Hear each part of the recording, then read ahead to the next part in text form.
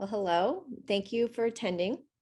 I'm Dr. Heather Wakely, and I'm a professor of medicine and chief of the Division of Oncology at Stanford University, where I'm also the deputy director of the Stanford Cancer Institute. But more relevant to today, I am the president of the IASLC. And tomorrow I will be co-chairing Women in Thoracic Oncology workshop. In this press briefing, we will discuss several presentations from yesterday's ISLC WCLC program. With us as our patient advocate is Erica Hlavasek. Apologies, Erica. Ms. Hlavasek has been living with stage 4 ALK-positive lung cancer since 2017. When she was diagnosed, she had metastasis to her bones, and unfortunately the cancer has spread to brain and other organs, and yet she continues to live a very full life. She is a board member of the Oncogen Group ALK Positive Inc., and this year she started the ALK Positive Store of Apparel, designing items for members to show their support and raise funds for research. She's been on targeted therapy to keep her disease under control during this time. Erica also founded her own nonprofit, Your Best Life, that funds lung cancer research and increases awareness of lung cancer survivorship while encouraging everyone to live their best life. And she co-founded Pickles, which is a unique support group where kids support other kids through their parents' cancer journey. She is a consumer grant reviewer for the Department of Defense and a participant in IASLC's STARS program, which focuses on advocacy. Please hold your questions for the presenters or for Ms. Hlavasek until the end of the briefing, at which time you can ask the question live or via chat. Our first presenter is Dr. Ray Osaragban. Dr. Osaragban is Chief Scientist at the Baptist Memorial Healthcare Corporation, Director of the Multidisciplinary Thoracic Cancer Program at the Baptist Cancer Center in Memphis, Tennessee, and Research Professor at Vanderbilt University. He is a very active ISLC volunteer, serving on the membership committee and the Staging and Prognostic Factors Committee this past term. He also gave an outstanding lecture at our initial plenary session of the conference, talking about disparities. Thank you.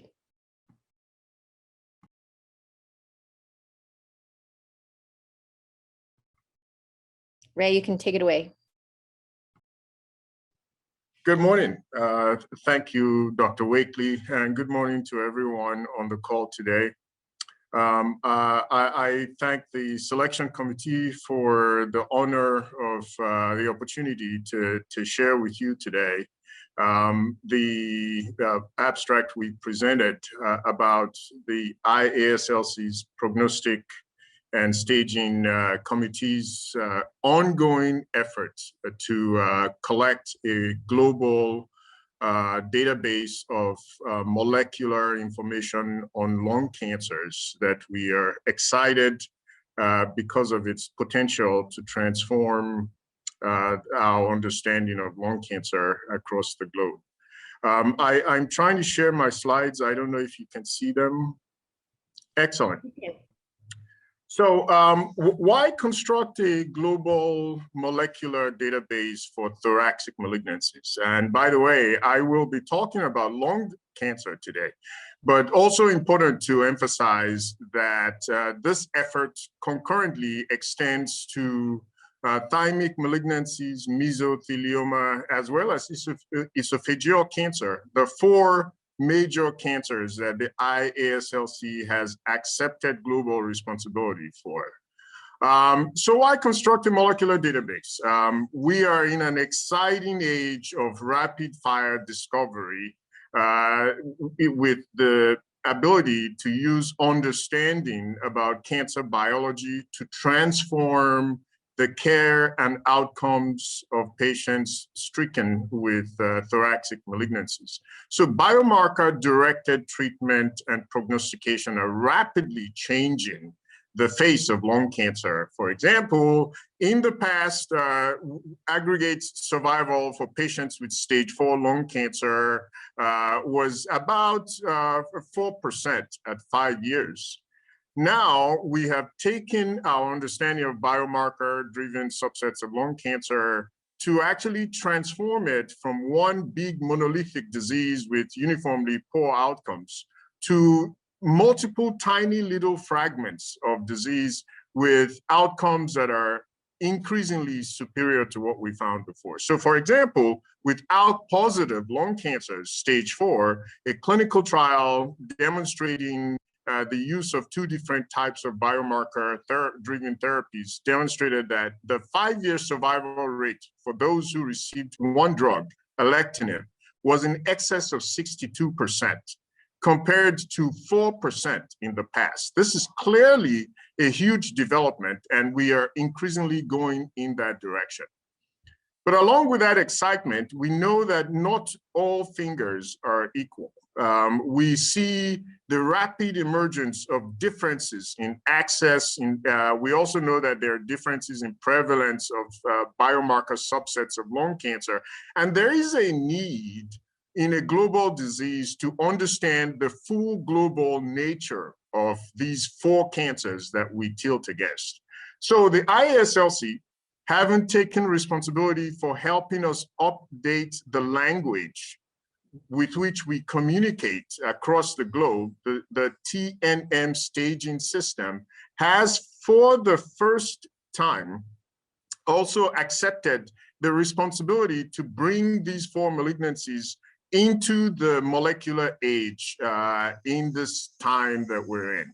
And our first shot at this is to construct this worldwide database that is a totally volunteer effort with institutions from many different countries contributing data, along with the routine things that we collect for the TNM staging. For the first time, we're also asking for molecular data.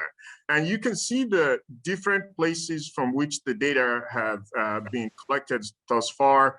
I want to just emphasize that we have 2 different pathways to collect this. One is our batch data set. The other is this electronic data capture mechanism that we have, which represents about 10% of the data sets that we've collected. So what I'm going to report today is just the analysis from that electronic data capture. You see that the majority of the cases have come from Asia, predominantly China and Japan.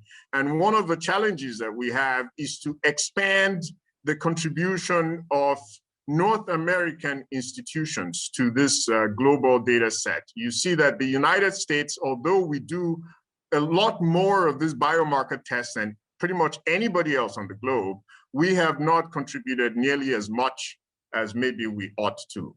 That's nothing but opportunity. Now, in the preliminary analysis of these data sets, we find a broad heterogeneity. Most of the data that have been submitted have been single gene studies. We now are advocating for comprehensive genomic testing. That's not most of what we have here. We see that there are certain types of gene mutations that are most often tested. EGFR mutations are present in about 70% of the data set that we have collected. NTRK is only present in about 1%. We're also looking at protein expression with PDL1 and so on. So essentially, what I wanted to emphasize today is that we have this tremendous opportunity in front of us to create a global platform that will create deeper, much broader understanding of the full extent of these 4 different cancers that we're really interested in. We want to understand how new prognostic markers come to bear in this space, create evidence from these well-curated data sets to understand the role of biology across the spectrum of stage. So not just advanced stage, but early stage. Support global advocacy for routine genomic testing as appropriate, define important research questions, and ultimately stimulate global collaboration for additional discovery. Thank you.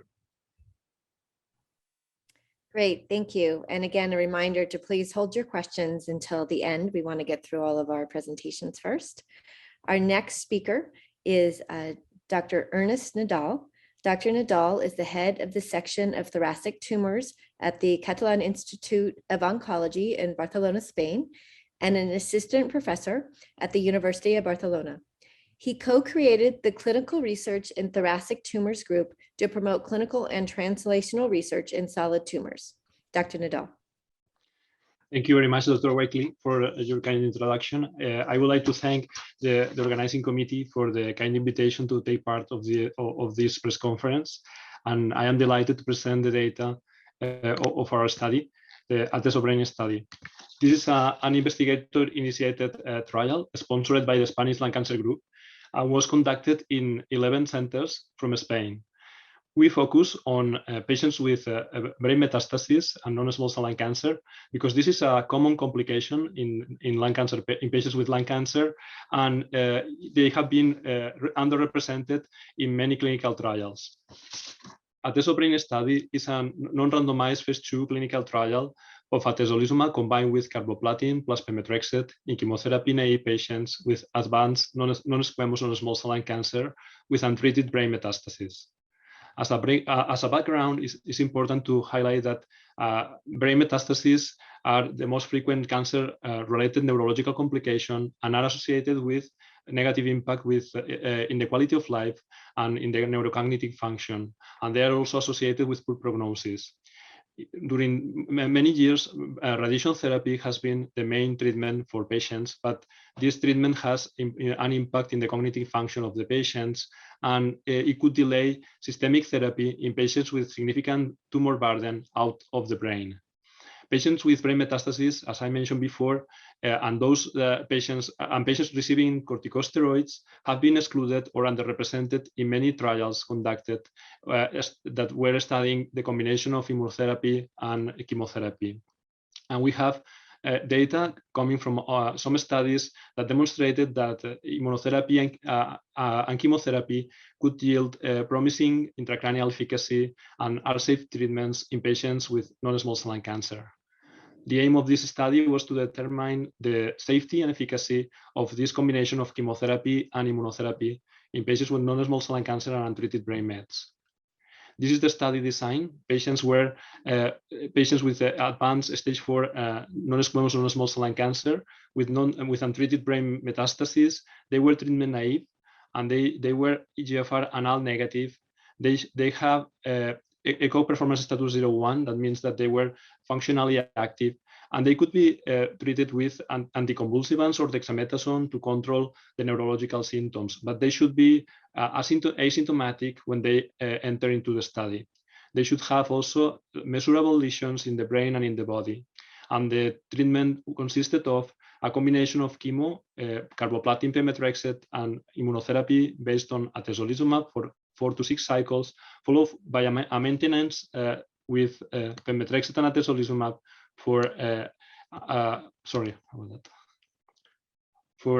until tumor progression and acceptable toxicity, or a maximum period of 2 years. The primary endpoints were safety, and the efficacy was measured based on the progression-free survival. That means the time that the tumor lasts to the time to progression of the tumor or the death of the patient, based on RECIST in the body and RANO, that is a specific criteria to measure the response in the brain. The study was designed using a sequential Bayesian design because we were concerned about the safety of this treatment in patients, and this kind of statistical design allow us to evaluate how the trial is developed, and every 5 patients we assessed safety and efficacy, and we expected to recruit 40 patients, and based on the statistical assumptions, and the trial was conducted and could recruit for all the patients because the boundaries for futility or for futility in terms of efficacy or for an acceptable toxicity were not reached. We recruited 40 patients were included in the study. Most of the patients were male, and most of them were smokers, current smokers or former smokers. And they have, and it's important to highlight that 43% of patients were receiving baseline corticosteroids. As I mentioned before, the study was completed, and we could enroll all patients that were expected, 40 patients, because the boundaries for futility and toxicity were not reached. The 12-week PFS rate was 60%. That was above the expected rate of 50%. And the grade 3/4 toxicity rate was 27.5%. That was below the unacceptable boundary of 35%. In terms of safety, we didn't have fatal adverse events, and most of the adverse events were grade 1 or 2. That means that they were mild or moderate. There were some severe adverse events, but there were no fatalities, as I mentioned before. In terms of efficacy, this combination of chemo plus immunotherapy in this specific population yield a promising systemic and intracranial PFS. The median PFS in the body was 8.9 months, while in the brain, the intracranial PFS was 6.9 months. In terms of response rate, I would like to remind that those patients didn't receive prior treatment in the brain. The best intracranial response based on this specific criteria to measure the response in the brain, the RANO criteria, was 40%. 40% of patients responded in the brain, and 4 patients achieved a complete response, a complete disappearance of the lesions in the brain. More responses were concordant in the brain and in the body, except in 4 cases. The overall survival the median overall survival was 13.6 months, and the 2-year overall survival rate was 32%, which is a promising survival for this specific population that may have dismal prognosis. To wrap up, we conclude that this single-arm Bayesian trial enrolled the target population since the predefined boundaries for an acceptable toxicity and futility were not crossed. The safety profile and efficacy of atezolizumab combined with chemotherapy was favorable in patients with non-small cell lung cancer and untreated brain metastasis, including those receiving corticosteroids. The combination yielded a 12-week PFS rate of 60%, above the expected 50%, and a median intracranial PFS of 6.9 months. The combination can result in clinical benefit in terms of overall survival in this special population, with 32% of patients alive at 2 years. More responses were concordant in the body and in the brain, and currently we are conducting correlative studies with brain imaging and blood samples to identify markers predicting response or lack of benefit of this combination. And finally, I would like to thank all the patients and families that take part of this study, and all the investigators and their staff, and especially to the Spanish Lung Cancer Group that allowed us to develop the study. Great. Thank you, Dr. Nadal. That was fantastic. We are now going to move to our next presenter, Dr. Jason Liu. Dr. Liu is a resident in radiation oncology at the City of Hope National Medical Center in Duarte, California. His research interests include examining patterns of care in lung cancer, and he has written a book chapter regarding radiotherapy for lung tumors and interventional oncology, multidisciplinary approach to image-guided cancer therapy. So we should all look for that book. But really exciting to have you here, Dr. Liu, early in your career, presenting at the press conference. So welcome. Thank you so much for the introduction, Dr. Wakely. And thank you all so much for coming to this talk.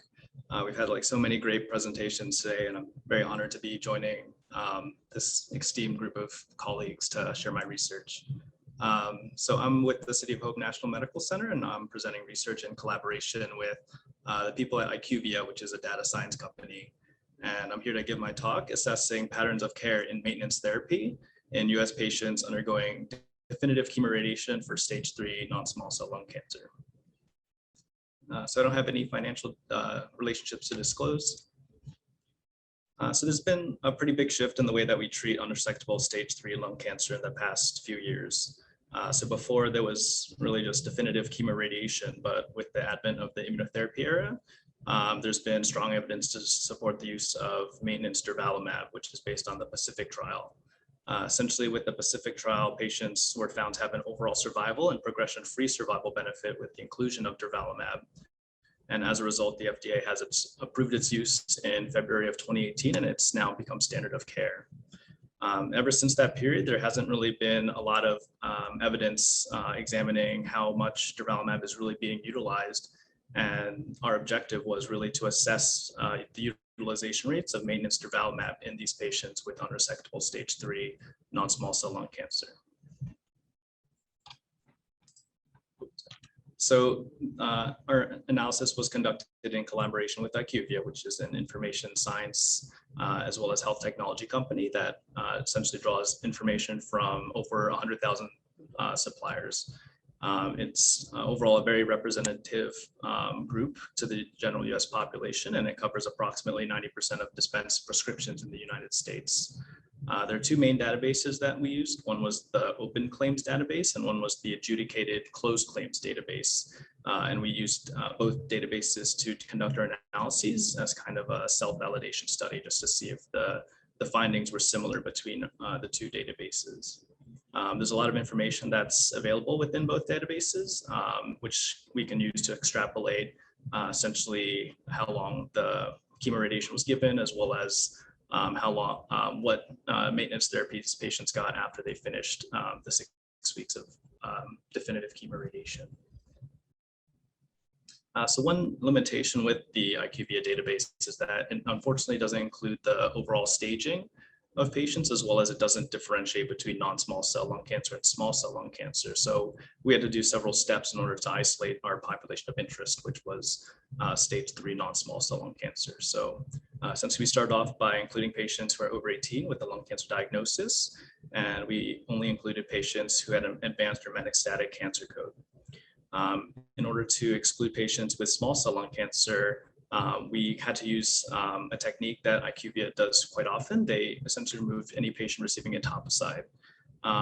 Even though etoposide is used for non-small cell lung cancer, the IQVIA EMR did find that there's a high percentage of patients with small cell lung cancer who get etoposide, whereas only a small percent of patients with non-small cell lung cancer get etoposide. So as a way, we kind of had to balance, filtering out these patients. So we do acknowledge that there might be some patients with non-small cell lung cancer that are filtered out as a result of this method. And then after that, we had to retain patients who received the 6 weeks of chemoradiation in order to give us, the patients who underwent definitive treatment. And after we came up with our final cohort, we decided to exclude any patients who received any medications indicative of metastatic disease, such as bevacizumab, Avastin, all these types of drugs. Here's the attrition code list, essentially just kind of giving a summary of the steps that we did to isolate our patient population of interest. So just to kind of summarize, it's just this slide right here. So the overall results of our study found that overall the utilization rates of durvalumab were lower than what we expected. We found that in the open claims database, about 22% of patients got maintenance durvalumab, whereas 35% of patients got maintenance durvalumab in the closed claims database. Something surprising that we found was that the rate of maintenance pembrolizumab was higher than what we expected at around 25% in both the open and closed claims database, which raises further questions about practice patterns in the United States. Patients also had a high rate of not getting any maintenance therapy, about 30% in both databases as well. So the overall take-home message of the study was that we identified that the rate of maintenance durvalumab was pretty low in this group of patients. The absolute rates might not be indicative, since our study was not able to exclude patients who had contraindications to durvalumab or had progression after definitive chemoradiation. So that is something to keep in mind. But it is the first study of its kind in the durvalumab era to look at utilization rates in maintenance therapy. So we do think that it is a good starting point, and hopefully will open the door to further studies afterwards to see how much durvalumab is being utilized. Because if we're able to increase the utilization rates of the current standard of care treatment, hopefully we'll see an associated improvement in oncologic outcomes as a result, since all patients are getting the gold standard option, and hopefully we'll see patients do very well with stage 3 lung cancer in this setting. Thank you. Thank you. That was outstanding. All right, our next presenter is Ms. Janelle Schrag, who is speaking here on behalf of Dr. Leigh Baumer. Ms. Schrag serves as the Assistant Director of Research Programs at the Association of Community Cancer Centers, ACCC. In this role, Ms. Schrag leads ACCC's Community Oncology Research Institute, a newly launched initiative focused on building capacity for clinical research among community oncology practices and increasing diversity in cancer clinical trials, a very critical aspect of research. In addition, Schrag spearheads other educational programs as part of ACCC's precision medicine portfolio, including those focused on cancer biomarker testing and reducing testing disparities. Thank you. Thank you so much, Dr. Wakely, and good morning, everyone. It is my absolute pleasure to be here, and on behalf of all of my co-authors, we're so honored to have the opportunity to present this brief report of our mixed methods survey on the perceptions of United States-based oncology clinicians regarding biomarker testing for underserved patients with lung cancer. I have no relationships to disclose. And so for a little background, as was previously mentioned, obviously the world of precision medicine has grown exponentially and dramatically changed the landscape for lung cancer in particular.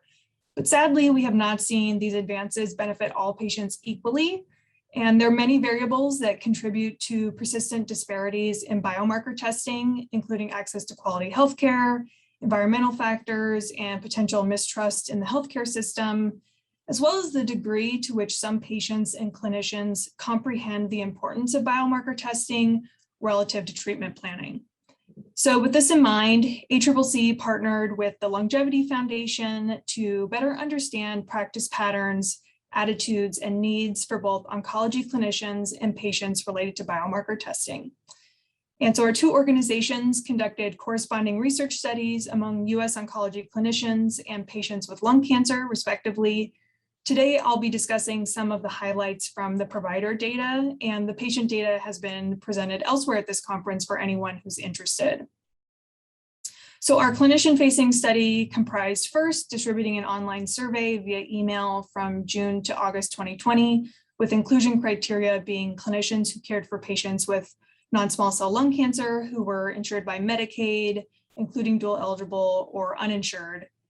And then our survey results were further validated by two focus groups, one focusing on community oncology and one on academic cancer centers. So of the 99 responses we gathered through our survey, greater than 85% were physicians, 68% practiced in a community program or practice, and less than 10% identified as a rural practice. The majority of respondents cared for less than or equal to 50 patients with non-small cell lung cancer per month. And notably, 55% of those surveyed said that their patients who were insured by Medicaid or uninsured made up at least 10% of their patient population. So the survey began with a question about biomarker testing guidelines, namely the 2018 College of American Pathologists, IASLC, and Association of Molecular Pathology molecular testing guidelines for lung cancer. And as you can see in the top figure, only 40% of respondents indicated that they were very or extremely familiar with said guidance. In the next figure, you see our results pertaining to biomarker testing related treatment milestones, where we asked respondents about their confidence in select areas. Respondents were least confident in coordinating care across the multidisciplinary team as part of testing and determining when to order testing. Furthermore, clinicians are most likely to order biomarker testing to make targeted treatment decisions. Only 48% of community clinicians indicated that they use biomarker testing to guide patient discussions, compared to 73% of academic clinicians, a finding which was statistically significant. And when we ask clinicians about their preference to make biomarker testing decisions alone or in conjunction with patients, 41% of clinicians prefer to share responsibility about testing with their patients, and 52% prefer to make the final decision themselves. Shedding light on this situation further, our focus group participants expressed that patients lacked comprehension and interest about what testing entails and what testing means for their treatment options. One focus group participant in particular added that they don't go into details to avoid more confusion for the patient or to add what they perceive as the patient's problems. And that's the quote that you see on the slides here. So overall, our study identifies key areas of ongoing clinician need related to biomarker testing, including increased guideline familiarity, practical applications of guideline concordant testing, and how to optimally help coordinate multidisciplinary care. Our suggestion is that professional organizations, in partnership with patient advocacy groups when possible, should focus on developing more patient education materials and tools for improving patient-clinician discussions about biomarker testing. And that's exactly what ACCC plans to do. We will continue to partner with the Longevity Foundation, as well as the Center for Business Models in Healthcare, to develop an intervention based on a validated care sequence tool to ensure discussions about testing are equally integrated into the care process for every patient. In addition to our presentation on the patient data and this presentation at this conference, we also intend to present more data at upcoming conferences and in journal manuscripts in the coming months, and very much look forward to sharing those additional findings with you. So thank you so much. Great, thank you for sharing that very important and a bit disturbing data, really critical, highlighting that need. All right, so I actually, we have one more we're going to just briefly mention. We had planned to highlight a presentation by Dr. Merle Rondon from Amsterdam, but snuck in and got published ahead of time. So this was published in our Journal of Thoracic Oncology and Research Reports, or JTO CRR. And so we aren't going to have them fully participate in the press conference, but I just wanted to highlight the study is called The Impact of the Availability of Immunotherapy on Patterns of Care in Stage 3 Non-Small Cell Lung Cancer, a Dutch multi-center analysis, again in the JTO Clinical and Research Reports, or JTO CRR. And what they did was looked at treatment decisions from tumor boards from 3 centers in the Netherlands and looked at practice patterns, looking predominantly at the use of combined chemotherapy and radiation, which we would consider the standard of care, looked at utilization of what's in the guidelines versus what was actually being done in the real world, and then also looked at this question of use of durvalumab after chemoradiation, which Dr. Liu's presentation also focused some on that topic. And this was based on a practice-changing study, the Pacific study, where the use of adjuvant durvalumab improved progression-free and overall survival for patients in stage 3. And they looked and saw that after 2018, when the data came up, about 57% of the patients were recommended and received that treatment. And then they go through some changes over time. So really an interesting study. And if you would like more, I encourage you to read it in the JTO CRR, but we did want to at least mention it since we were originally going to highlight it, but had to follow our embargo strategy. So anyway, we now get to turn it over to question and answer time. And I'm not actually seeing that there are any questions yet in the chat. So hopefully people can feel free to raise your hand or otherwise just speak up for any of our journalist colleagues on with us today. Actually, Dr. Wakely, if we could have Erica go ahead and make her comments. Oh, of course. I skipped right over one of the most important parts of this whole thing. So please forgive me for that. Erica, please speak up. I'm really excited to hear your perspective as a patient on all of these. Good morning, everyone from Chicago. I'm Erica Lovacek. I'm a patient research advocate, and I'd like to thank Dr. Wakely for the kind introduction earlier and the IASLC for including a patient's perspective into the conversation. I've been living with stage 4 ALK-positive lung cancer for 4 years. I've benefited from cutting-edge care, including having biomarker testing at diagnosis and recurrences. I've worked through 2 TKIs, and currently I'm on a chemotherapy regimen of carboplatin, pemetrexed, and lorlatinib. while I await entry into my first clinical trial in October. When I was thinking about being here today, I realized there was a pattern to the presentations, and they highlight a theme that is very important to me. I have been lucky and always received cutting edge care, but over and over I see the standard of care not reaching every patient, and some patients not even knowing a higher level of care exists unless they're lucky enough to be treated at the right center. There is a family behind every patient that could have had a different treatment, that could have had more options, that could have had a better outcome. We know the gaps exist. What we do to change it is the question. Starting with Dr. O's study, the idea of an unsiloed approach to research, a global database for thoracic malignancies, was exciting to hear. The idea of shared data on so many levels is patient-centric. I imagine community hospitals and rural centers having access to this global molecular system to help guide their patient care, just like academic centers. This has the potential to reduce disparities in lung cancer care and increase biomarker testing and availability, while leading to an overall increase in knowledge on current standard of care regimens. Dr. O used the word opportunity, and this is an opportunity to have the data housed in one location with access to all parties. It's an opportunity to have biomarker testing at a rate greater than the current 46%. And it's an opportunity to have access to standard of care no matter where you live. We know that every lung cancer has its own treatment plan, and the pace of new breakthroughs is happening at a record speed. Keeping up must seem like a full-time job, but data sharing will help and lead to better outcomes in all communities, but especially in our underserved populations. As Dr. O mentioned, the low involvement rate of 10% from North America is of concern, since we have some of the highest biomarker testing rates comparatively. Increasing adoption of the program across North America would be essential to the progress of this study. We need data to use data. The insights this study could create into patterns and outcomes for the future of lung cancer care are very promising. Now shifting gears to Dr. Nadal's presentation.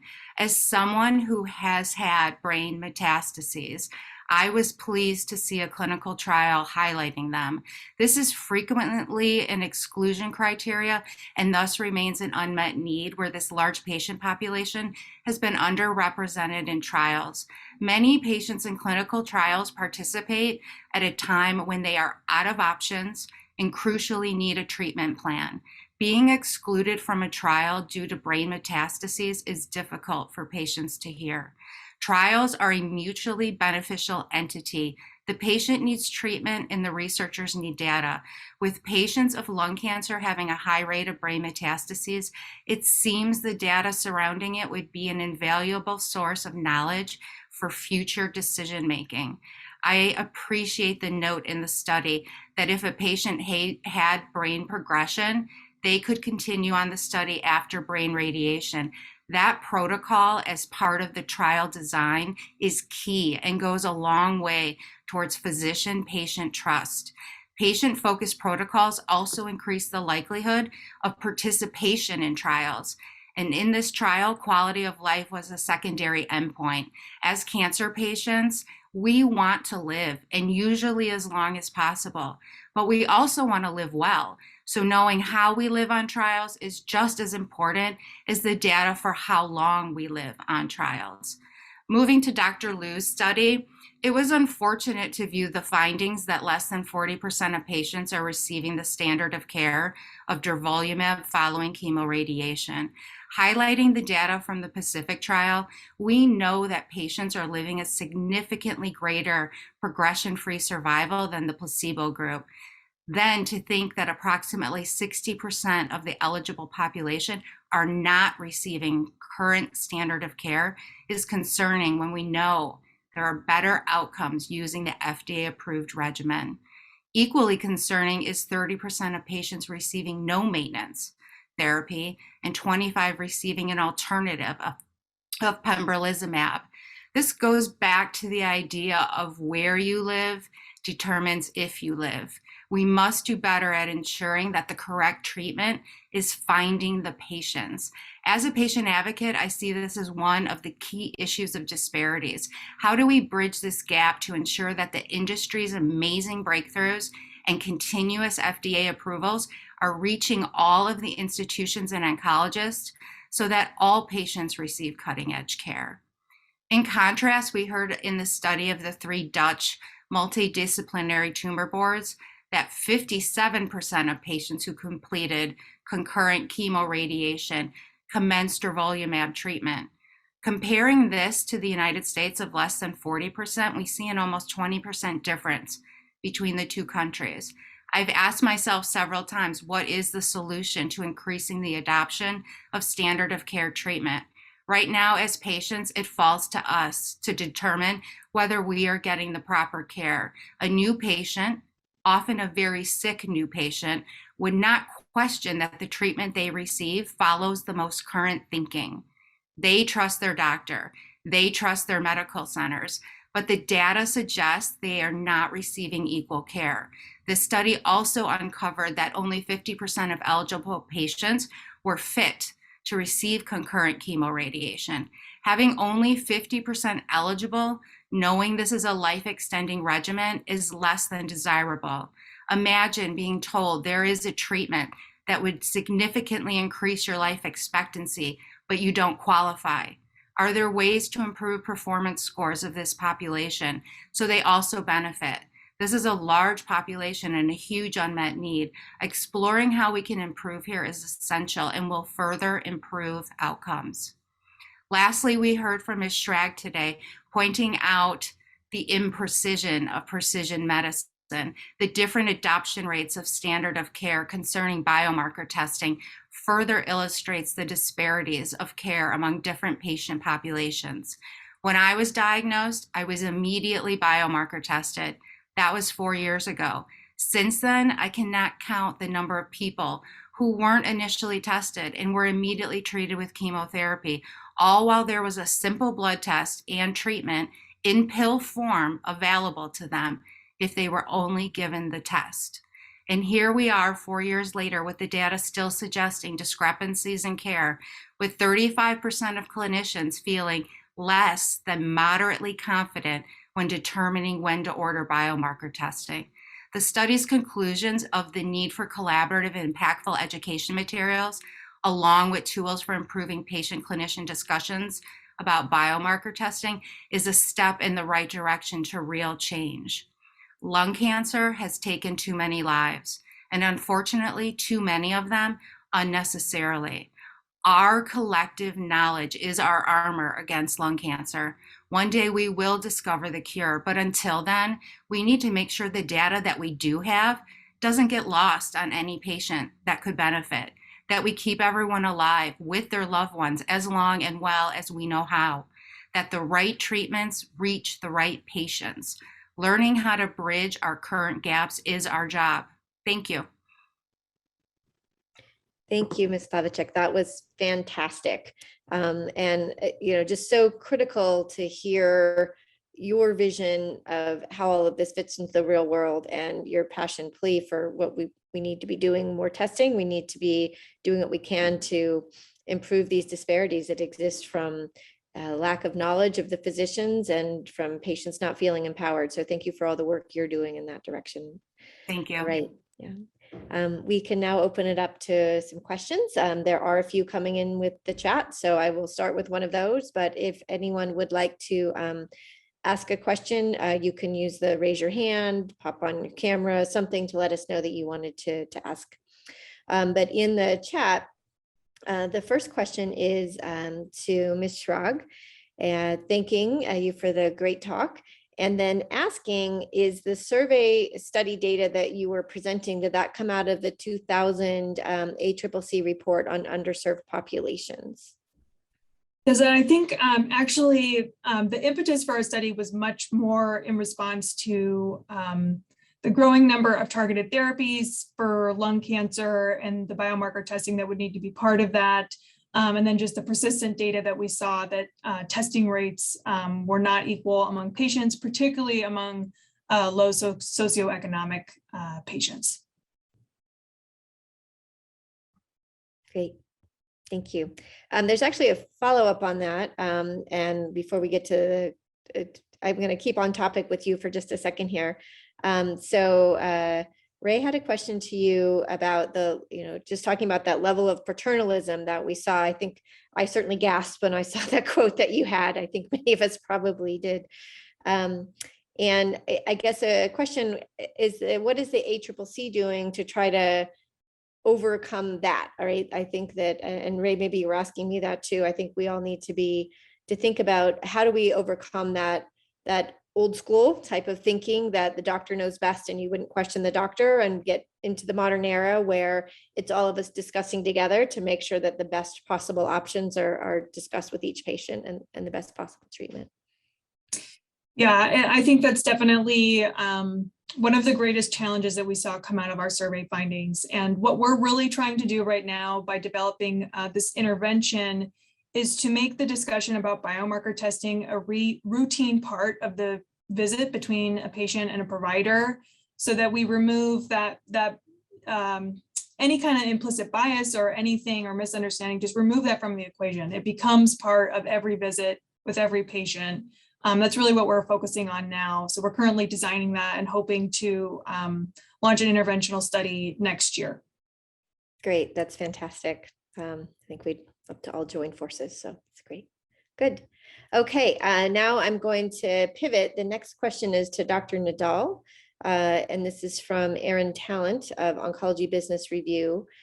Mr. Talent's asking, is it possible to discuss the clinical significance of the findings on carboplatin, pemetrexed, and atezolizumab combination? Yeah, we have Dr. I'm sorry, that question was actually for you. I just wanted to get it. For me. Oh, okay. Okay. Sorry. Well, I think that atezolizumab, well, if we go back in time, there was a lot of concern with the immune checkpoint inhibitors that they perhaps could lead to poor outcomes in the brain because of the potential for swelling. And so if at the very beginning, there was a lot of exclusion of patients with brain metastases, which got me quite irate, because I very much agree that excluding a group of patients perhaps in the most need of therapy just doesn't make any sense. Fortunately, there was some work done early on. Sarah Goldberg from Yale was one of the people pioneering this, looking at the use of checkpoint inhibitors in the brain, showing that there actually was no safety concern. And so that opened up allowing us to be able to do that. And some studies showing efficacy there as well. And I think that Dr. Nadal's study is it's a beautiful work to show this is a study designed specifically looking in that patient population with this treatment regimen. And pemetrexed is a good partner because we know it has great activity in the brain as well. So I think it's a great study, and it just adds further to, we shouldn't exclude patients with brain metastases who are otherwise appropriate from immune checkpoint inhibitors from getting that treatment along with chemotherapy. And this regimen is a very good one. Was that what you were asking? Yes. Great. And Dr. Nadal, do you want to add anything?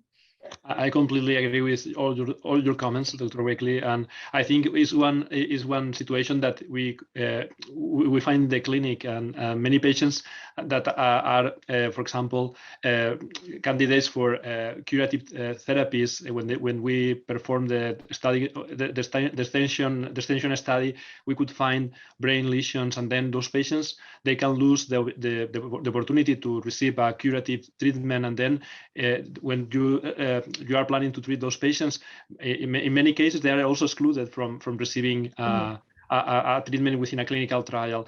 And we were quite concerned about this situation. And although there were few studies where that were developed in parallel, and they already reported some interesting results about the combination of chemo plus immunotherapy. Yesterday, we heard some interesting results also from Dr. Carbone, and we have several regimens demonstrating that patients with brain metastases, they benefit from these combinations. The question is if we could delay radiation therapy. This is a question that is not still addressed. because some patients, they require brain radiation because they are highly symptomatic, but there are some patients that are they are asymptomatic and they are not candidates for focal or radiation, and we learned that whole brain radiotherapy is a palliative treatment that have major impact in the quality of life and the neurocognitive function, and there are some data demonstrated that delaying whole brain radiation in all trials that were studying chemo, we know that is not deleterious for patients. Then we decided to combine chemo plus immunotherapy in this population, including patients that were receiving corticosteroids at medium doses that were other criteria for exclusion in many trials. And we were quite surprised that we could complete. We were very careful. This is why we designed this Bayesian trial, because we were very concerned about, we didn't want to harm the patients.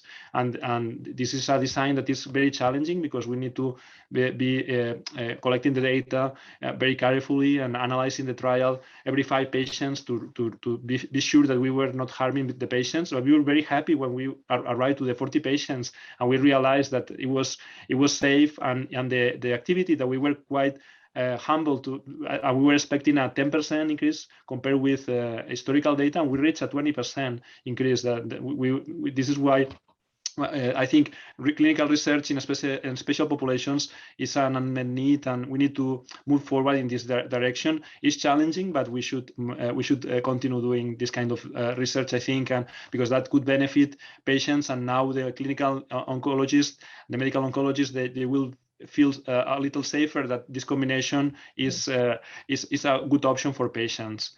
There are many questions open, but we don't know which is the most appropriate combination, because there are several options, which is very good for patients that we have several options that are not compared. But I'm sure that in the next years we will have more data and we could dissect better which is the best combination for each patient. We don't have to forget that brain metastases patients with brain metastasis are highly heterogeneous, and there are many differences between patients in terms of the location of the lesions, and they have symptoms or they have edema, or then it's important to collect all this data to try to have more information and translate that into better outcomes for our patients. Great, thank you. I'm going to echo one thing you said. I think around the question of the whole brain radiation, I think for too long, the reflex was just to go there. If a patient was diagnosed with brain metastases, sometimes even before waiting to get your molecular testing back. And that has led to some very unfortunate situations I have in my own practice of patients who did have brain metastases and received whole brain radiation before their molecular testing came back, which then revealed that they had a driver mutation, which we know how to treat well, patients living many years. But unfortunately, that whole brain radiation for some people starts to take a toll, not immediately, but within a couple of years. And it's not something you can take back, even if the best new cure has developed for cancer. Once that radiation's happened, it's a permanent long-term toxicity. And so I think it's just so important to emphasize that there are other things that we can do in many cases, not all, but it's very nuanced. As you said, there are a lot of differences in how we treat, but I definitely always have a very strong reaction when I hear about immediate whole brain radiation without knowing the whole, all the information that we can about the cancer and the best overall plan. You did get a question specifically about the percentage of patients who received radiation in your trial, and you did talk about that, but I think Dr. Liu wanted if you had more specific information about that. Yeah, we didn't present this data yesterday. We are still analyzing this part, and we would like to present data about the time to radiation. But I could anticipate some preliminary analysis that we perform. And most patients that progress in the brain receive brain radiation. We were a little bit disappointed about the median overall survival, but we would like to remind that this population is quite, so some of the patients, they have a high tumor burden in the brain and in the body. And probably this is the reason when we compare these studies with other studies that patients receive radiation, there is in the other studies, there is an important attrition, and many patients didn't reach the study, and we don't have data about those patients. While in our study, all the patients based on intention to treat were analyzed, and this is more. I think this is representing more what it could happen in reality when you treat all the patients. But we will present more results for sure during the next meetings, and we will update to give you this data. But most patients progressing in the brain were able to receive brain radiation, and many of them also continue within the study receiving, if they didn't progress out of the brain, they were able to continue receiving systemic therapy within the study, which we consider that it was a good opportunity for them. Great, thank you. Okay, well, most of the chat is actually occupied by saying what a fantastic job Erica Flavacek gave on her talk. And I don't see too many other questions. So we'll just see if anybody else would like to ask a question. This is your last opportunity. This question is for Dr. O. Years ago, Dr. Mark Chris, did a big molecular profiling study of lung cancer patients. And I wondered if you're finding anything in your study that's different from what he found. Yeah, I think the big background is to remind everyone that we are progressing at pace. So if you go back to the very first time anybody try to figure out the proportion of all non-small cell lung cancer patients that would have biomarker relevant lung cancer, the population that was unknown, whose cancer did not have any identifiable, meaningful biomarker at the time was almost 50%. And of the 50% in which there was a biomarker, fully half of those, so 25% of the whole pizza, was KRAS gene mutation, for which, it was sort of a dumb mutation at the time. We didn't know what to do with it, and there was no treatment. So you fast forward to 2021, and that same pizza, that unknown, which was almost 50%, is down to, in my back of the envelope calculation, down to 11%. That's because, of course, we now know that measuring PD-L1 tumor proportion score can give you treatment that is targeted, meaning if you have a level greater than 50%, you could very well opt to take immune checkpoint inhibitor therapy alone without the chemotherapy part. And of course, we have all these new things that have been not only detected, but have been proven to have treatments that drive better outcomes. So just about every 6 months, the FDA approves a new treatment for some sort of new target.